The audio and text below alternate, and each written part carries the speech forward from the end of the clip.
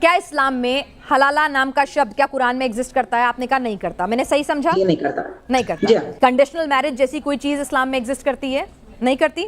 پھر with all due respect Zakir Naik اپنے منچ سے، آپ خود دیکھ لیجئے گا، ذاکر نائک اور ٹرپل طلاق اپنے منچ سے وہ آخر یہ کیسے بول سکتے ہیں، کیسے کہہ سکتے ہیں کہ اگر ایک بیوی کے ساتھ آپ نے 3 بار طلاق دیا ایک مہینے کے انترال پر تو اسے حلالہ کرنا ہوگا. اب آپ بتائیے، جب آپ کہہ رہی ہیں حلالہ نام کی چیز قرآن میں نہیں ہے، امبر زیدی کہہ رہی ہیں قرآن میں نہیں ہے، آپ دونوں مہلائیں ہیں، روزے دار ہیں، آپ 5 وقت نمازی ہیں، آپ بہتر اسلام کو جانتی ہیں، مہلاؤں کے لیے کام کر رہی ہیں، تو ایک شخص ایک بنچ سے جس کو نہ جانے لاکھوں کروڑوں لوگ سنتے ہیں، مانتے ہیں اسلامک اسکالر کے روپ میں، وہ مہلاؤں کے ریگریشن کی بات کیوں کر رہا ہے؟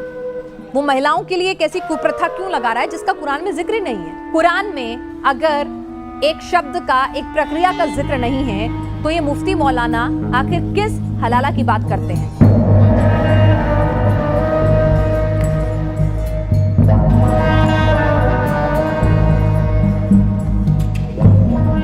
یار یہ حلالہ کا بہت بڑا ایک کیا بولتے ہیں دھبا کہہ سکتے ہیں. یہ حلالہ تو میں آپ کو بتا دوں آگے بڑھنے سے پہلے، حلالہ کو حرامہ بولتے ہیں. اب اور بولیے کیا بولتے ہیں؟ حلالہ کو ہم حرامہ بولتے ہیں. اچھا یعنی جس چیز کو حلالہ مان لیا گیا اس کا کوئی وجود نہیں ہے. یہ اور اس کے خلاف میری اپنی ویڈیوز ہیں، میرے آرٹیکلز ہیں اس پر. اب چونکہ یہ مسئلہ ذرا ٹھنڈا ہو گیا، جس وقت یہ انڈیا میں چل رہا تھا اور نیشنل میڈیا نے اس کو پک کیا، تو میں نے اس پر ویڈیوز بھی بنائی اور میں نے اس کے اوپر آرٹیکلز بھی لکھے. اوکے، یہ چیپٹر 2 آیت نمبر 230 ہے. ہاں، وہ حلالے کو نہیں بیان کرتی ہے، وہ ریزلٹ کو بیان کرتی ہے، پروسیس کو بیان نہیں کرتی ہے. دونوں کے درمیان آپ فرق کیجئے کہ ایک ہوتا ہے پروسیس کہ بھائی اس پروسیس سے جاؤ تو حلال ہو جاؤ گے، ایک یہ کہ اگر ایسا ہو گیا تو یہ ریزلٹ نکلے گا. دونوں میں فرق ہے. تو غلطی یہاں ہوئی ہے کہ ریزلٹ کو پروسیس بنا لیا گیا. لیکن مفتی صاحب آپ سمجھ رہے ہیں لیکن باقی پوری دنیا اس پہ عمل کرتی رہی. نہیں، ایسا نہیں ہے. پوری دنیا کی بات نہ کریں. اس کی وجہ یہ ہے کہ عربوں میں آپ کہہ لیں یا یہ سارا جو خرابی ہے نا، یہ جہالت کی وجہ سے کچھ سب کانٹیننٹ کے مسلمانوں کے اندر یہ بات پھیل گئی ہے. لیکن علماء کی طرف سے باقاعدہ اس کے اوپر کوشش ہوتی ہے. میں خود اپنا ریفرنس دے رہا ہوں کہ حالانکہ میں انڈیا میں نہیں ہوں، میں یہیں سے بیٹھ کر لکھتا ہوں. میرے سوشل میڈیا کے اوپر اس موضوع پر کتنے ہی آرٹیکلز آ چکے ہیں اور اس پر ویڈیو میں بنا چکا ہوں. 2017 کی میری ویڈیوز ہیں اس موضوع کے اوپر، آپ اگر دیکھیں گے تو مل جائے گی. تو ایسا نہیں ہے کہ ہم نے کوشش نہیں کی. کیونکہ میں پھر ویڈیو ہی مجھے دیکھنا چاہیے، پھر مزید اس میں وقت لگ جائے گا. آپ نے بولے پروسیس ہے، ریزلٹ نہیں ہے، رائٹ؟ یہ ریزلٹ ہے، پروسیس نہیں ہے. یہ ریزلٹ ہے. جیسے ایک مرد نے فرض کریں طلاق دے دی اپنی بیوی کو اور 3 طلاق دے دی، اب وہ چاہتا ہے واپس وہ شادی کرے، تو آپ کیا پبلک میں، مفتی صاحب بات سوال پورا سنیے گا. ایک بندے نے شادی کی، جیسے اصغر نے اکبری کو طلاق دے دی، طلاق 3 دفعہ. اب دوبارہ اکبری اور اصغر ملنا چاہتے ہیں، کیا آپ پبلک کی کہہ رہے ہیں کہ وہ دوبارہ اس سے مل سکتی ہے بغیر کسی تھرڈ پرسن کے پاس گئے ہوئے؟ نہیں، میں یہ نہیں کہہ رہا ہوں. میں یہ کہہ رہا ہوں کہ وہ مل ہی نہیں سکتی ہے. اگر وہ چاہ رہے ہیں مفتی صاحب دونوں، تو اس میں اللہ کو تو پرابلم نہیں ہونا چاہیے. نہیں، یہ بات یہ ہے تو پھر آپ تو پھر دنیا میں کوئی قانون نہیں رہا، مذہب ہی ختم ہو گیا کہ بھئی اللہ کو کیا پرابلم. یعنی اگر مذہب جو ہے وہ 2 انسانوں کی مرضی کے اوپر موقوف ہے تو پھر مذہب کا کسی بھی کتاب کی ضرورت نہیں رہی، کسی بھی نبی کی ضرورت نہیں رہی. جو 2 لوگوں نے اتفاق کر لیا وہ مذہب ہو گیا. اللہ تو یہ کہہ رہا ہے کہ وہ یہ چاہتا ہی نہیں ہے کہ جس عورت کو اس کے شوہر نے اتنا ذلیل کر دیا ہو کہ اس کو 3 طلاق دے دی ہو تو وہ عورت اس مرد کی طرف کبھی دیکھے بھی. لیکن پھر اللہ تعالیٰ نے ایک سیناریو بیان کیا کہ ہاں، اگر اس عورت نے مان لو کسی تیسرے شخص سے شادی کر لی اور وہاں پر بھی اس کی دال نہیں گلی، وہاں پر بھی وہ بے عزت ہوئی، یا اس شوہر کا انتقال ہو گیا دوسرے شوہر کا، تو اب یہ گویا کہ پہلے شوہر کے پاس یہ ریزلٹ نکلا اس کا کہ وہ پہلے شوہر سے اگر کرنا چاہے تو کر سکتی ہے. یہ پروسیس نہیں بیان کیا اللہ تعالیٰ نے، اس کا ریزلٹ بیان کیا ہے. اوکے، آئی تھنک اس پہ لنگر آن نہیں کر سکتا. ویڈیو جب بنا ہوا میں چیک کر لوں گا آپ کا ویڈیو. اچھا، اب یہ جو کامن اور بھی سوال ہیں جو ایکس مسلمز کے ہوتے ہیں، اور میں آپ سے ڈیبیٹ کرنا یا نہیں آتا، میرا مقصد ہوتا ہے بھائی سوال ایک علمی گراؤنڈ چلے. دوسرا یہ جو آ جاتا ہے وراثت، سورہ عورت آیت نمبر 11، یہ بھی بڑا آتا ہے کہ بھائی وراثت عادی. فرض کر مفتی صاحب آپ کی ایک بیٹی ایک بیٹا، آپ کے لیے دونوں پیارے ہوں گے، آپ کیوں چاہیں گے کہ ایک کو کم ملے جائیداد دوسروں کی زیادہ ملے؟ اس میں آپ کو لگتا ہے عورت کے ساتھ ناانصافی یا آپ کے پاس کیا اس کی وہ ہے؟ نہیں، وَلِلذَّكَرِ مِثْلُ حَظِّ الْأُنثَيَيْنِ آیت پر کہہ رہے ہیں نا آپ؟ جی جی جی، یہ سورہ نساء کی 11 جی ہے، آیت دیکھیے، نمبر سب سے پہلی بات تو یہ کہ جو قانون بنتا ہے ظاہر ہے کہ وہ کسی انسان کے ایموشنز کو سامنے رکھ کر اس لیے نہیں بنے گا کہ میں کیا چاہوں گا اپنے بیٹے اور بیٹی کے درمیان، یعنی وہ میری خواہش کے تابع نہیں ہوگا قانون ہوگا ریشنلٹی کی بنیاد پر، اور وہ اس طریقے سے کہ شریعت کا اچھا، اور یہ بھی ہوتا ہے مسئلہ کہ ہم چونکہ پوری شریعت کو نہیں دیکھتے، صرف اس کے ایک پوائنٹ کو دیکھتے ہیں تو ہمیں ایسا لگتا ہے کہ یہ انجسٹیفائڈ ہے. دیکھیے، ایک عورت کی جو ذمہ داری ہے وہ کچھ نہیں ہے، مائنس ہے، زیرو ذمہ داری ہے شریعت میں. مرد کی جو ذمہ داری وہ سب سے زیادہ ہے. مثال کے طور پر اگر ماں باپ مر جاتے ہیں اور ایک اپنے پیچھے ایک لڑکا اور لڑکی کو چھوڑ کر جاتے ہیں، لڑکا مثلا، میں ایک مثال دے رہا ہوں، ایک سینیریو مان لیجئے، ایک لڑکا بڑا ہے تو اب اس کو، یا چھوٹا بھی ہو، اس کو جو ہے آپ نے یعنی 66% دے دیا اور لڑکی کو 33% ملا. تو لڑکی کو جو 33% ملا ہے اس کو اپنے اوپر کوئی خرچ نہیں کرنا ہے، لڑکے کو ہی اس کی ذمہ داری اٹھانی ہے جب تک کہ اس لڑکی کی شادی نہ ہو جائے. اب جب لڑکی کی شادی ہو گئی تو اب وہاں سے پھر اس کی ذمہ داری ہسبینڈ کو اٹھانی ہے فائنینشیل، کے وہ کام کرنا چاہے وہ الگ مسئلہ ہے، میں رائٹس کی بات کر رہا ہوں کہ یہ اس کا رائٹ ہے ہسبینڈ کے اوپر کہ وہ اس کی ذمہ داری اٹھائے. تو جب تک کہ وہ باپ کی بیٹی بن کر ہے تو باپ کی ذمہ داری ہے، بیوی بن کر ہے تو شوہر کی ذمہ داری ہے، بہن بن کر ہے تو مرد کی ذمہ داری ہے. تو ہر صورت میں مرد کو اصل میں اپنے ساتھ ساتھ دوسرے رشتہ داروں کو بھی لے کر چلنا ہے، اس لیے ٹیکنیکلی مرد کا حصہ زیادہ ہونا چاہیے. یہ وجہ ہے اس کے پیچھے. ٹھیک ہے. اسی طرح پھر آدھی گواہی جو ہے چیپٹر سورہ گائے کی 282 آیت، وہ بھی آپ کیا کہتے ہیں اس میں؟ ہاں، تو مجھے ایک یہ بتائیں کہ کیا گواہی دینا عدالت میں کوئی نوبل کام ہے؟ اگر یہ نوبل کام ہے اور اس سے عورت کو محروم کر دیا گیا ہو تو بالکل بات صحیح ہوتی ہے آپ کی. دیکھیے، دو چیزیں ہیں جہاں گواہی کی ضرورت پڑتی ہے، دو جگہیں ہیں. پہلی جگہ ہے کورٹ روم، عورت تو چھوڑیے، مرد بھی جانا نہیں چاہتا. اور دوسری جگہ ہے حدیث کی روایت. حدیث کی جو روایت ہوتی ہے نا کہ ایک آدمی جو ہے، میں نے فلاں سے سنا، میں نے فلاں سنا، اس طرح رسول اللہ صلی اللہ علیہ وسلم نے بیان کیا ہے، جو چین آف ٹرانسمیشن ہوتی ہے. آپ یہ دیکھیں کہ چین آف ٹرانسمیشن میں ایک عورت کی گواہی معتبر ہے، جبکہ اس حدیث کے اوپر پوری شریعت کا دار و مدار ہو سکتا ہے، وہاں ایک عورت کی گواہی معتبر ہے. کورٹ روم میں اس کو کہا کہ نہیں، وہاں دو عورتیں ہونی چاہیے، چونکہ مسئلہ یہ ہے کہ عورتیں بہرحال بایولوجیکلی بھی آپ کہہ لیں، سائیکولوجی بھی کہہ لیں، ایک یعنی ان میں ایز اے کلاس ایموشن زیادہ ہوتے ہیں. جب وہ کسی کے خلاف گواہی دیتی ہیں تو جو سامنے والے کی جان جو ہے وہ رسک پر ہے. پتا چلا کہ کسی ایموشن میں آ کر، جذبات میں آ کر گواہی دے دی اور سامنے والا اپنی جان سے گیا، اپنے ہاتھ سے گیا، اپنے پیر سے گیا، جو بھی ہے. لیکن جس چیز کے اوپر شریعت ٹکی ہوئی ہے وہاں ایک عورت کی گواہی معتبر مانی جا رہی ہے. آپ کو میں ایک واقعہ بتا دوں کہ عمر ابن عبدالعزیز، جو پہلے یہ سمجھ لیجئے کہ ان کا بڑا مقام ہے، صحابی تو نہیں ہے، تابعی ہیں، انہوں نے سب سے پہلے یہ حکم دیا کہ بھائی ہر علاقے کی جو حدیث کی کتابیں ہیں ان کو جلدی جلدی کمپائل کیا جائے. تو انہوں نے مدینے میں ایک عالم کو خط لکھا، مدینے کے گورنر بھی تھے اور عالم قاضی تھے وہاں کے، ان کو خط لکھا، اور یہ دمشق میں تھے. ان سے کہا کہ عمرہ کی جو حدیث ہیں، عمرہ خاتون ہے ایک، اور یہ بھی صحابیہ نہیں ہے، عمرہ کی جو حدیثیں ہیں فوری طور پر ان کو کلیکٹ کرو عمرہ کے پاس جا کر. تو یہ عورت کا جو جہاں اس کو عزت ملنی چاہیے تھی وہاں اتنی عزت دی گئی جتنی کہ مرد کو دی گئی ہے، اس میں کوئی ڈسکریمنیشن نہیں کیا گیا. صحیح ہے، ٹھیک ہے. اچھا، یہ بھی بڑا اعتراض آتا ہے کہ یار قرآن اتنی اہم کتاب ہے جو مسلمانوں کا عقیدہ ہے اللہ کی، حضور کے زمانے میں کیوں نہیں اس کو کمپائل کیا گیا؟ یہ اتنا اہم کام کیوں حضور نے نہیں کروایا؟ آپ صلی اللہ علیہ وسلم کے زمانے میں اس کو لکھ لیا گیا تھا. مجھے یعنی پوچھنا یہ ہے کہ کمپائل سے مراد کیا ہے؟ جیسے یہ بعد میں صحابہ کرام نے اس کو وہ کیا ہے نا، پوری طرح سے اس کو مرتب کرنا. یونیفائڈ نہیں، مرتب بھی آپ صلی اللہ علیہ وسلم نے کر دیا تھا، یونیفائڈ یعنی ایک کتاب کی شکل میں نا. جی جی جی، اوکے. اس کی جو وجہ ہے وہ یہ ہے کہ آپ صلی اللہ علیہ وسلم پر آخر تک کے وحی آتی رہی، اور جو کون سی آیت کس جگہ آ رہی ہے اس کی ترتیب کسی کو نہیں معلوم تھی. رسول اللہ صلی اللہ علیہ وسلم کو بھی ترتیب اس وقت معلوم ہوتی تھی جب وہ آیت نازل ہو جاتی. اب مان لیں ایک کتاب اگر تیار کر دی، اب اس کے بعد پھر آیت نازل ہوئی یا کوئی سورت نازل ہو گئی اور اس کو بتایا کہ یہ سورہ بقرہ کی فلاں آیت کے بعد آئے گی، اب بتائیے کہ اس میں کیسے اس کو آگے پیچھے کریں گے؟ کتاب تو تیار ہو گئی ہے. اس لیے آپ صلی اللہ علیہ وسلم نے کوئی یونیفائڈ ورژن جو ہے قرآن کا وہ اپنی زندگی میں تیار نہیں کرایا. ہاں، قرآن کی آیتیں لکھوا لی تھیں، ان کو یاد کروا دیا تھا، اور ایک آدمی کو نہیں بلکہ 100 آدمیوں کو یاد کروا دیا تھا. اس کے بعد جیسے ہی آپ صلی اللہ علیہ وسلم کی وفات ہوئی تو حضرت، اب چونکہ وہی نہیں آئے گی، اور صحابہ نے حضرت ابوبکر کا جو دور خلافت کتنے سال کا ہے، 2 سال کا بھی نہیں ہے، تو اس عرصے میں پھر فوراً قرآن کریم کی یونیفائڈ کی کاپی جو ہے وہ تیار ہو گئی.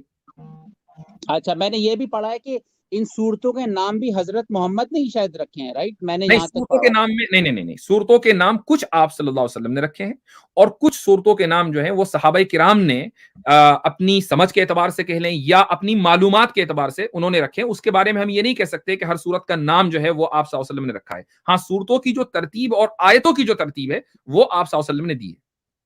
یعنی جو رائٹر ہے اس کا انٹرسٹ اتنا نہیں ہے کہ نام کیسے رکھنے ہیں، کیسے اس کو رکھنا ہے، یہ سب انسانوں سے اللہ پاک کرواتے ہیں کام. نہیں، اس کی دیکھیں، صحابہ کرام کا جو عمل ہے یہ بھی حدیث سے ہمیں معلوم ہے کہ وہ من جانب اللہ ہوتا ہے اگر صحابہ کرام کسی ایک بات کے اوپر اجماع کر لیں، اتفاق کر لیں. چونکہ آپ کو معلوم ہونا چاہیے کہ اجماع جو ہے وہ شریعت کے 4 جو ریسورسز ہیں اس میں سے ایک ہے.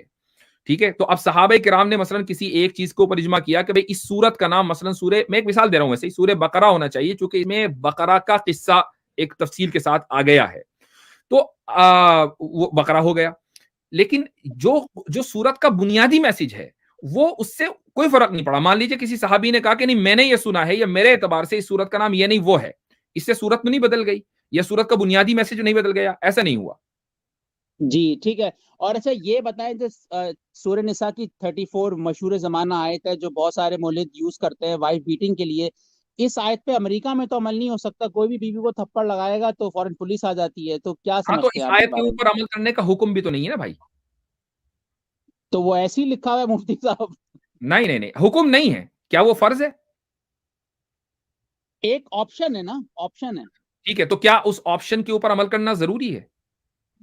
مفتی صاحب ضروری نہیں ہے، لیکن لوگ مرد اس کو یوز کرتے ہیں، خاص طور پہ پاکستان انڈیا میں جہالت میں. میں آپ کو بتا دیتا ہوں، چونکہ اس آیت کو غلط سمجھا جاتا ہے، اور اس پر بھی میں ایک واقعہ بھی سنا دوں کہ نیو یارک کی ایک مسجد میں میری اس موضوع کے اوپر میٹنگ ایک اسپیچ تھی، اور وہاں پر کوئی ایک اسرائیل سے ایک چینل چلتا ہے، پتہ نہیں اس کا کیمرہ مین کہاں سے آ گیا، تو جس طریقے سے جو آپ آج ایکسپوز ہوئے نا کچھ لوگ، اسی طرح کا کوئی بندہ تھا، اس نے میری اسپیچ لی، اس کے 1 منٹ کی پوری یعنی پون گھنٹے کی وہ اسپیچ ہے اسی موضوع کے اوپر، 1 منٹ کی ویڈیو وہ نکالی، اپنے چینل پر لگائی اور اسرائیل کے نیوز پیپر میں چھپوا دیا کہ امریکہ کے ایک مفتی صاحب وائف بیٹنگ کے حق میں بولتے ہیں، حالانکہ وہ وائف بیٹنگ کے خلاف تھی، پوری اسپیچ وائف بیٹنگ کے خلاف تھی. تو اس موضوع کے اوپر بھی میرے فیس بک پیج کے اوپر باقاعدہ ویڈیو موجود ہے، آپ اس کو دیکھ سکتے ہیں کہ کن حالات میں اور کس طریقے سے یعنی اس آیت کا پس منظر کیا ہے. جو شوہر اپنی بیویوں کو اس بنیاد پر کہ جی کھانا نہیں بنا یا نمک کم ہو گیا یا زیادہ ہو گیا اس بنیاد پر مارتے ہیں تو وہ تو حدیث کی مخالفت کرتے ہیں. لیکن کس کانٹیکس میں بیوی کو مارا جا سکتا ہے اس آیت کے حساب سے؟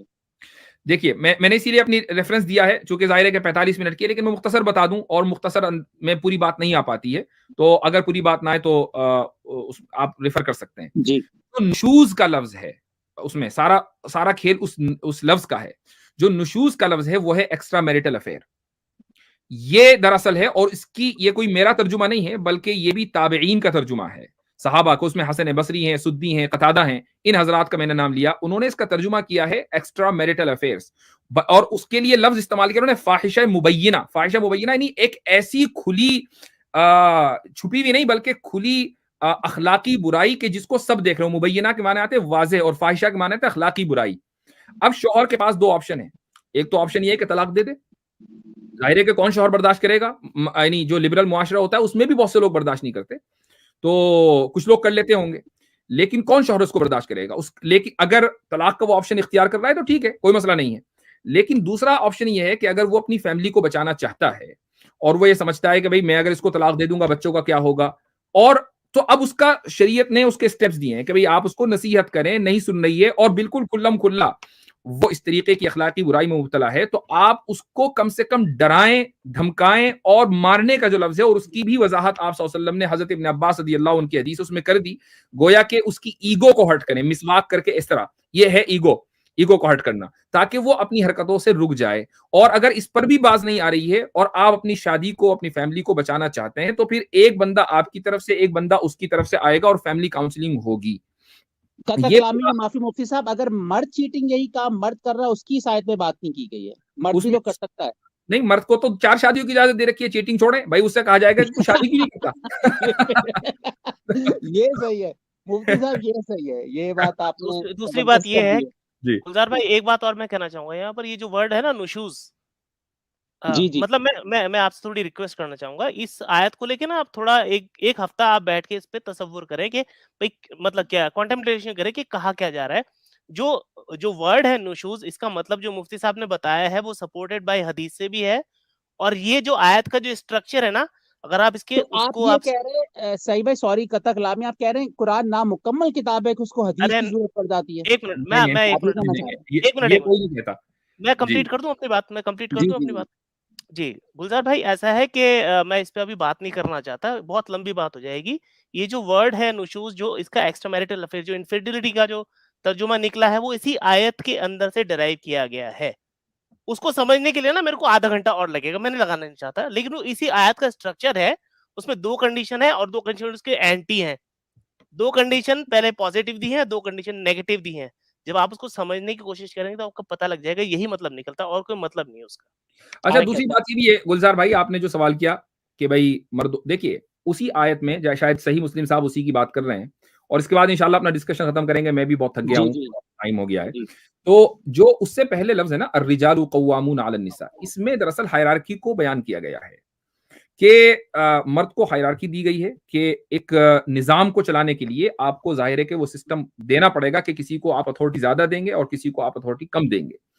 تو اس نظام کو, یعنی فیملی کے نظام کو چلانے کے لیے مردوں کو اتھارٹی دی گئی ہے. اب جب اتھارٹی کسی کو زیادہ دی جاتی ہے نا, تو پھر آپ ہر دونوں کو ایک ساتھ ٹریٹ نہیں کر سکتے ہیں. اور اس کی مثال یہ ہے کہ مثلا آپ بھی امریکہ میں رہیں, میں بھی امریکہ میں ہوں, اگر ہم یہاں کا پریزیڈنٹ کوئی حرکت کرے گا نا تو اس کا امپیچمنٹ ہوگا.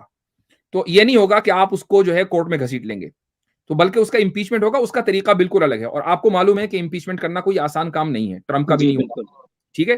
تو چونکہ اس سسٹم کو مینٹین کرنا ہے, اگر کوئی بھی آدمی کسی کو بھی اسی طریقے سے ٹریٹ کرے گا جیسا کہ اس کو خود ٹریٹ کیا جا رہا ہے, تو پھر وہ جو نظام ہے وہ ٹوٹ جائے گا, ختم ہو جائے گا.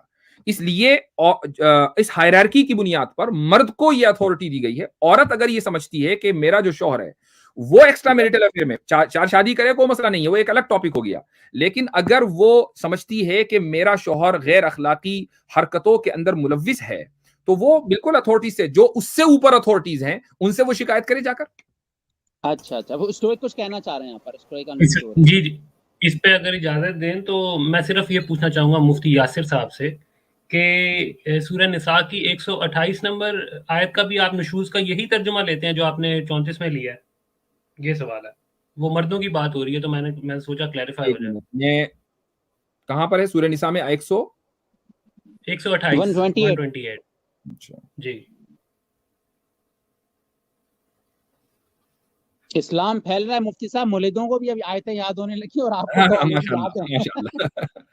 جی ہاں, تو یہ ہے وَإِنِ امْرَأَةٌ, بالکل یہی مطلب ہے اس کا کہ وَإِنِ امْرَأَةٌ خَافَتْ مِنْ بَعْلِهَا نُشُوزًا أَوْ إِعْرَاضًا. یہاں پر نشوز کا بھی لفظ آ گیا اور اعراض کا بھی لفظ آ گیا, دونوں چیزیں آ گئیں. یعنی ایک تو یہ وہ درپا نہیں آیا نا, مسئلہ یہ ہے, میں نے تو اس کی وضاحت کر دی ہے کہ وہ ہائرارکی کے سسٹم کو مینٹین کرنے کے لیے ہے. تو اب اس صورت میں یہ ہے کہ بھائی اگر وہ مان لیں واک آؤٹ کرنا چاہتی ہے تو بہت آسانی کے ساتھ کر سکتی ہے اور خلا لے سکتی ہے, کیونکہ اس کے اندر جو ہے خلا کی بات ہو رہی ہے. تو یہاں پر بھی وہی ترجمہ ہے, اور ساتھ میں ایک لفظ اور بڑھا دیا او اعراضن, کہ یعنی وہ اس کے حقوق ادا نہیں کر رہا ہے تو بھی وہ خلا لے سکتی ہے. نہیں لیکن مسئلہ یہ نہیں ہے, مسئلہ تو تھا کہ اس کا نیکسٹ پروسیجر کیا ہوگا. اس کے اندر ہے کہ صلح کر لو, جبکہ دوسرے اندر اس میں یہ ہے کہ کیسے آرڈر آپ قائم رکھ سکتے ہیں. پہلے وہاں پر بھی صلح کی بات ہے, آپ دیکھیے کہ اسی میں اگلی آیت کے اندر ہے کہ اگر اس کے باوجود بات نہیں بن رہی ہے اور صلح کرنا چاہتے ہو تو ایک فریق, دونوں فریق کی طرف سے ریپریزنٹیٹیو آئیں, مرد کی طرف سے بھی اور عورت کی طرف سے بھی, اور ان کو حکم دیا گیا کہ ان یصلحا بینہما, کہ وہ جو ہے دونوں کے درمیان صلح کرائیں. وہاں پر بھی صلح کی بات ہے. نہیں صلح کی میں مانتا ہوں, صلح کی بات وہاں پر بھی ہے, لیکن اس کے اندر ایک جو ایکسٹرا چیز ایڈ ہوئی ہے نا, وہ گلزار بھائی کو اس طرف اشارہ تھا کہ وہ ادھر نہیں ہے. میں نے جواب دے دیا ہے, اس کا جواب دے دیا کہ وہ جسٹیفائڈ اس لیے ہے کہ اسلام میں فیملی نظام کے اندر مرد کو ہائرارکی دی گئی ہے, وہ ہائرارکی سسٹم ہے, اس میں اس کو اتھارٹی دی گئی ہے, اور وہ کسی بھی نظام کو باقی رکھنے کے لیے ضروری ہے. مان لیجیے مرد کو نہ دی جاتی, عورت کو دی جاتی, تو پھر عورت کو مارنے کا حق ہوتا, مرد کو نہ ہوتا, پھر آپ لوگ سوال کرتے. یعنی جب بھی کسی کو آپ اتھارٹی دیں گے تو آپ ظاہر ہے کہ اس کو ڈفرینٹلی ٹریٹ کریں گے. نہیں اس میں ایک صورت تو دونوں طرف برابری بھی ہو سکتی ہے، لیکن ٹھیک ہے آپ کا ویو آ گیا. آپ کا وہی بات ہے کہ آپ کا پوائنٹ صرف لینا ہوتا ہے اور بہت اچھے انداز سے دیکھیں. میں نے کتنے آپ سے ٹف سوال پوچھا، آپ نے بغیر غصہ کیے، بغیر جھنجھلاہٹ کی. یہی ہم ماحول چاہتے ہیں کہ مسجدوں میں بھی نا جن کو اسلام میں ڈاؤٹ ہے اپنے مولویوں سے پوچھ